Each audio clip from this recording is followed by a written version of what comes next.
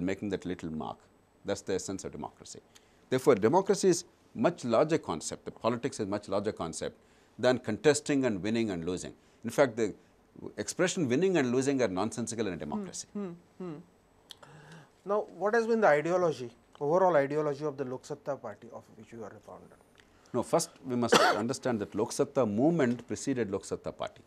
I left government in 1996 at the height of my public career in order to build a reform movement in the country.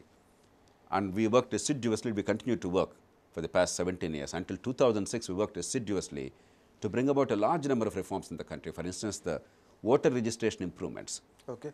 Though it's not perfect yet. Can you elaborate on that, voter registration? No, we did enormous surveys way back like what is the present system and what are the changes? In 1998, 99, we did enormous surveys across the country. We found horrific errors. We found 15% errors in rural areas and 44 to 45% errors in urban areas. Errors defined as the right name not included or the wrong name included. Together, urban areas 45%, sometimes it went up to 70 to 80%, but I am taking a modest average. And rural areas 15%. Are these deliberate lapses or these are the things which happen? Some cases may be also deliberate, but just general incompetence of the system and non-transparency of the system. Though on paper it's all nice, if you actually see the rules, everything appears nice, but there is no permanent, citizen-friendly, accessible, transparent, verifiable mechanism. So you are at the mercy of a few small bureaucrats who may or may not include your name. So many people have their identity cards. You go to the polling station, suddenly you find that your name doesn't appear. You voted in the last election, next election your name is not there. Yes. You are not even aware of what's happening. That happens and there is no means of knowing also. Yes. On paper the means exist, but it never really works. So we worked very hard, tirelessly to persuade the Election Commission, to make the post offices the nodal agency for voter registration. Even now it's not perfect, but off and on they're using post offices. And we worked very hard to create a much more robust mechanisms. Now therefore, they have what is called booth level offices, BLOs. And now the voter identity system is, but only after we started that effort did they make voter identity system mandatory all over the country. Until that time even that was not there. And now in the electoral rolls, even the photograph of the voter is included. So there are many safeguards, therefore a lot of false voting has disappeared, but still there are errors, particularly in urban areas. If they really make the post office as the nodal agency, where you can go there, verify at any point of time of your choice, file an application, and they in turn will register and inform the Election Commission authorities and give you the identity card. If the system is permanent, then anybody in the country can access that office, because post office is one very accessible, very friendly, generally non-corrupt institution. And unfortunately, even the Election Commission is not doing enough for that. It's not entirely politics that is wrong. What prevented the Election Commission from doing what is right? See, just because people talk from rooftops, it doesn't become right. Many institutions in the country are failing us because they are simply too inert. They are wedded to old practices. There is no corrupt and malicious intent there. It's just that you are too conservative, too status quoist. Doctor, would you support a legislation, say, which says that if an officer or whoever in charge, they wrongly delete name of a voter, it should be treated as a crime, they should be punished. Or Absolutely. If some name of a voter is not included, again some fear of law should be there. If willfully, maliciously they delete a name. Are such laws name there anywhere? Even now, if there is no specific law with regard to this, but there is a willful obstruction of electoral process, it is a culpable offence. But we can strengthen this. But the because problem as is, a citizen today, at the most I can find out, okay, my name ought to have been there, it is not there, I can beg for it, or maybe I get it. But the fellow who deletes my name goes scot-free. Then no liability is fixed at all. The problem is it's very difficult to prove malicious intent. You are a lawyer. At best you can prove negligence. And in India, negligence is not at all taken as a crime, because almost everybody in the country in public office is guilty of negligence. Therefore, while we strengthen the law, and I entirely agree with you, we have to strengthen the law so that the onus is on them. In addition, create a permanent, verifiable, easy, accessible mechanism. And to me, the best candidate is the post office. And anybody should be anytime able to go to the post office, verify whether the name exists or not. If not, quickly file an application on the spot, and within 15 days or so, get the voter identity card. If that system is perfectly in place on a permanent basis, a lot of the problems can be set right. It will never be perfect, but it will be as good, as close to perfection as possible. So, a lot of people don't vote today in India. In fact, more number of people don't vote than people who vote. What is it? They find their vote worthless, or they are irresponsible, therefore they are not voting? No, I would not categorize them as irresponsible, partly because they are maybe somewhat disenchanted about democracy, partly because they don't think it matters who wins or who loses for them, because they are beyond normal vulnerability of a citizen in a democratic system, partly because, and I am sorry to say this, they think it's infra-dig to stand in queue along with the commoners and their own servant mates, because in a democracy everybody is equal. So some people still don't have this notion of equality no matter what we say, partly because of that. A variety of reasons, partly because they are busy with work and therefore a few hours of work is probably more precious than standing in queue, etc. A large number of reasons. But I think we must persuade our fellow citizens to vote, and therefore I am inclined to agree with those who argue that there should be a compulsory voting system. Doctor, we will revert back to that. Now we will be reaching that segment where we will be putting our citizens on trials, not just politicians. Did I say we will take a break? Yes, in a larger sense, we have to take a break. The entire nation has to take a break from a mindset that we the citizens cannot be wrong. There is no fault lying at the doors of we the citizens. It is only the politicians who are responsible. It is only the bureaucrats who are doing things wrong, and therefore there is a mess in the nation. I think if that has to happen, the citizens will have to be on a trial also. And yes, we will do it in the next part.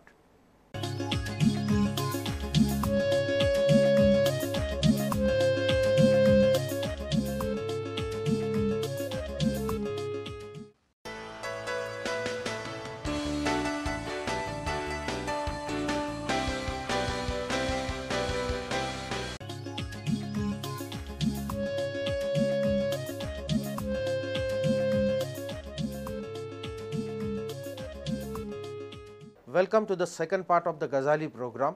In Prudent Ghazali, we once again have more food from thought from Dr. Jayaprakash Narayan. I promise you it is going to be a great treat. Doctor, you have always been saying that one of the ideologies of your party is to make such reforms, administrative reforms, to make the government less corrupt and to make them more accessible to the people. I will put the shoe on the other side. Now, don't we need also systems that we have to make people more accessible to the government also? People are shying away from the responsibilities. Unquestionably. Not many people are, you have the gift of the Right to Information Act. How many of them ask questions? You have the gift of the PIL under the constitution. How many of them use that? How many of them vote that? How to make the citizens more responsible? And can laws play any part in that? I entirely agree with you. Unless we play an active role every day, during election and in between the election, I don't think governance will improve. There are three broad approaches to this. One is, we also must create institutions for citizens interface. For instance, in each village and in each municipal ward, we directly transfer power and create local committees with adequate empowerment and resources, but with accountability.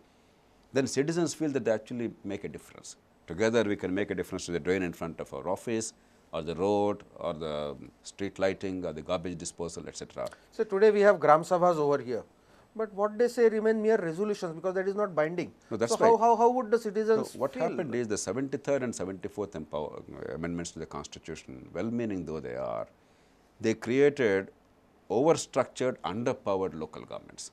What we require is not overstructured local governments. Let there be flexibility in each state, but real empowerment so that resources go, the authority goes, but with accountability.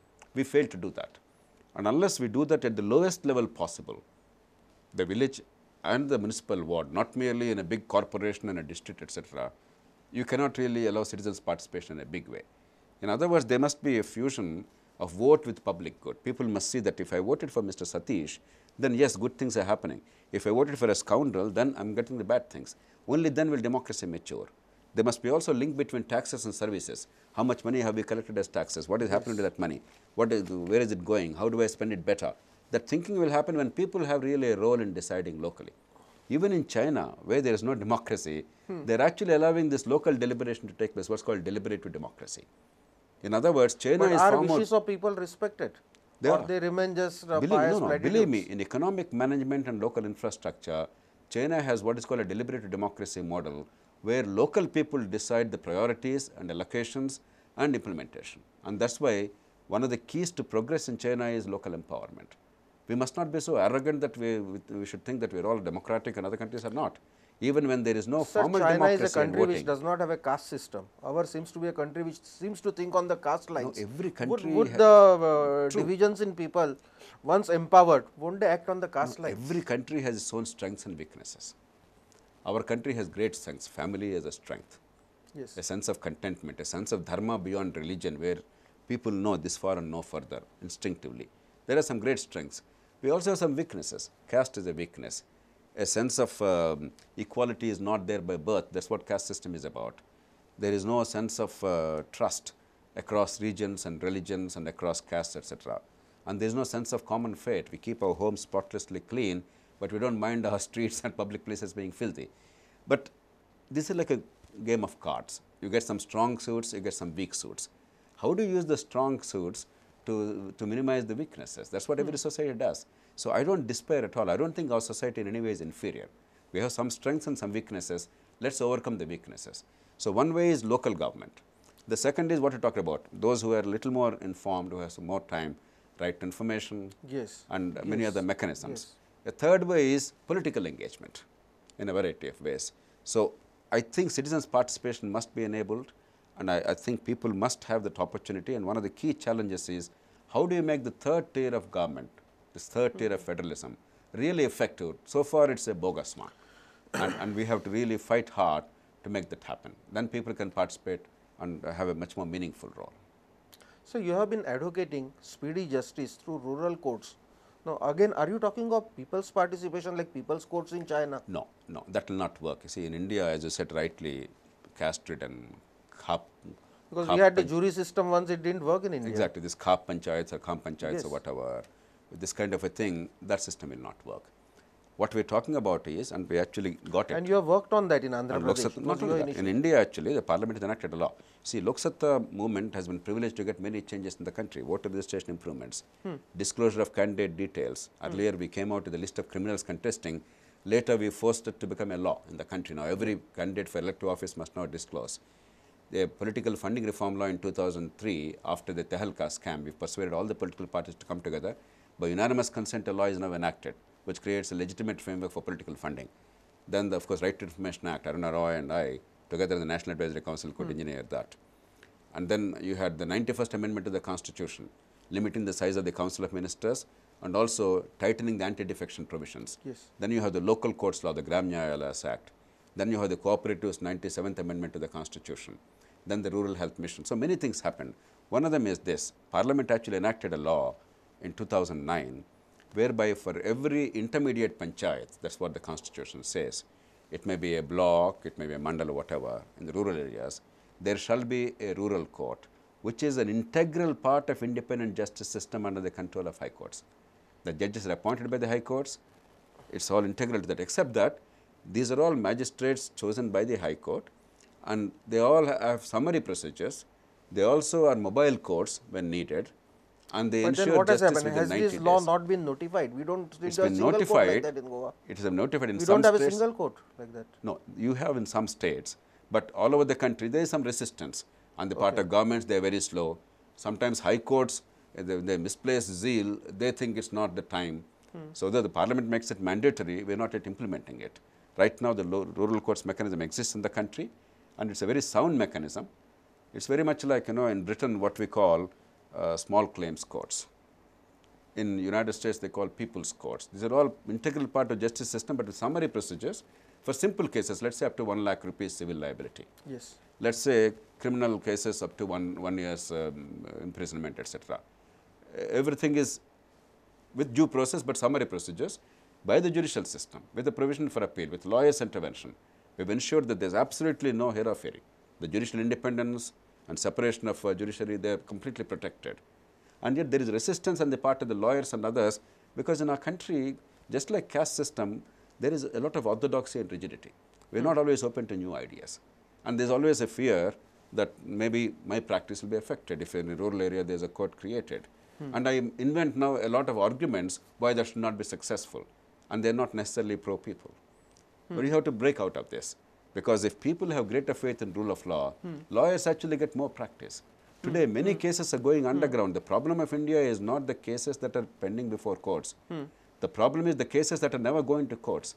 They're going to the local gunda or local busybody or somebody else, and people are swallowing injustice silently because there is no other recourse available. And unless we restore the faith in rule of law, and unless the common practice of perjury disappears and people actually start speaking truth in courts, Yes. most of the common people don't get justice. So, speaking of judiciary reminds me, you were collaborating with former Chief Justices Venkat Chalayya, Justice Krishna Iyer, Justice J.S. Verma, Late- Chief late Justice, J.S. yes, Verma. late Justice, on the concepts of a National Judicial Commission. Can you elaborate that and where the thing stands today? So what happened? Are we going to get it soon? Yeah, very soon. What happened in the country is, And what would be the role envisaged for National Judicial Commission? see, judiciary's role is vital in our constitution, and judiciary has on the whole fulfilled the expectations, though on occasion like during emergency in the habeas corpus petition, etc., judiciary played an inglorious role. But on the whole, judiciary really justified the faith the constitution makers reposed in it. But nevertheless, any institution, if it is allowed to go unchecked and unaccountable, there is always a tendency to usurp power which is not intended in the constitution and to fail in discharge of your legitimate duties. Our judiciary is no exception.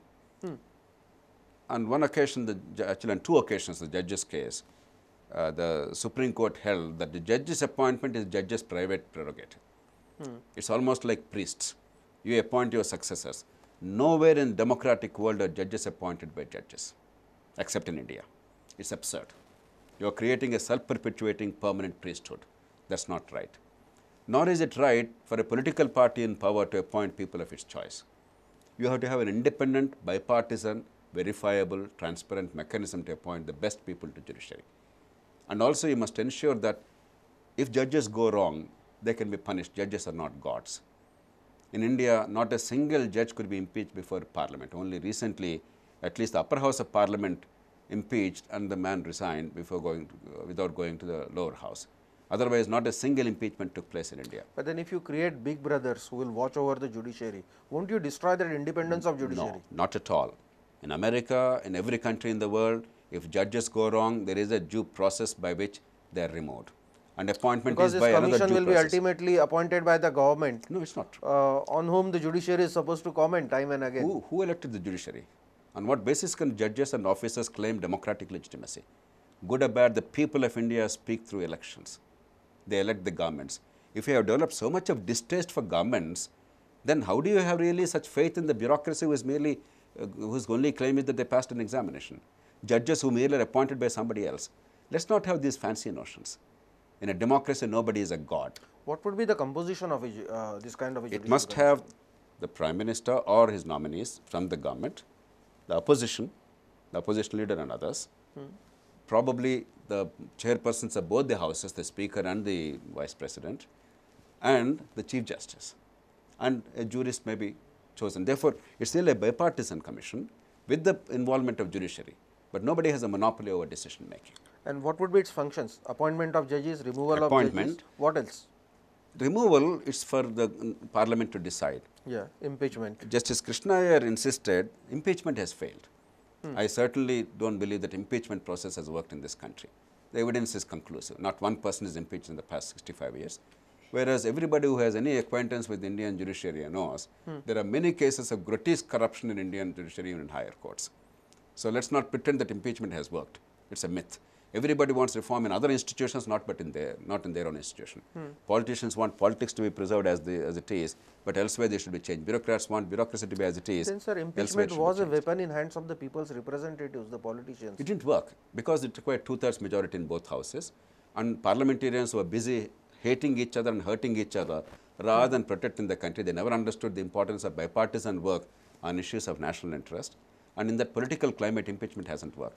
Therefore, supposing this body also has the power to actually recommend removal after due process, either Judges Inquiry Act or the Judicial Standards and Accountability Act, now before Parliament not yet enacted that bill. After that, only after a high-powered judicial body decides that yes, there is adequate case. Supposing this higher-powered body, bipartisan body, then goes into it, and by an accepted majority of that body says yes, so-and-so judge should go, then I think it's a good process. But again, it's for the Parliament to decide. But appointments very definitely. Similarly, this body also has come up with an idea of Indian Judicial Service, which the Constitution provides for. Yeah. And for no good reason, we are simply stalling it. Just like the IAS and IPS, supposing there is enormous stature invested in these services when they enter judiciary, in the early stages with the protection of the All India Is services. it something what ILS was there in the initial British days? And the Constitution actually provided Article 311, 312 provided for Indian Judicial Service. Suppose you create that, what happens just like IAS and IPS, there will be intense competition at an young age, and the best and brightest will come to judiciary. Okay. Now the law practice is so remunerative that the best lawyers are not normally inclined to go to judiciary. Very few good lawyers want to be judges. And if judges are not of the highest caliber, the country suffers. And if these people become the recruiting ground for the higher courts, then we get the best form of Is the judiciary. Indian administrative service facing the same problem, that the best talents is not being tempted to No, enter the best talent is coming in. The problem there is not best talent is not coming, though some of the best also are going into other sectors, which is as it should be. But once they come in, they are not nurtured adequately so that their talents really flourish. No, like you say Eventually that they people dry are out. reluctant to go to judiciary. Is the administrative services more financially well off than the judiciary? No, it's not that.